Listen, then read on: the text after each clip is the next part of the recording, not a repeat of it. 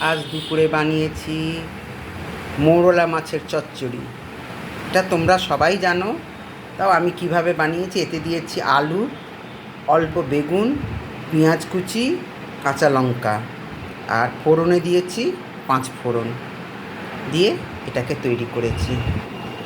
প্রথমে 5 ফোড়ন দিয়েছি, মাছগুলোকে ভেজে নিয়েছি, তারপরে 5 ফোড়ন দিয়েছি, তারপরে আলুটাকে একটু ভাজা ভাজা করে নিয়ে বেগুন, পেঁয়াজ, কাঁচা লঙ্কা, একটু রসুন থেঁতো করে, আর কালারের জন্যে একটু কাশ্মীরি লাল দিয়ে ভাজা ভাজা করে যখন নরম হয়ে গেছে তখন মাছটা দিয়ে নেড়ে চেড়ে একটু জল ঢাকা দিয়ে একটু গামাখো মাখো হয়ে গেল। ব্যাস, আমার কমপ্লিট মৌরলা মাছের চচ্চড়ি। তোমরা এটা কি নাম বলো? মৌরলা মাছের চচ্চড়ি তো বলো।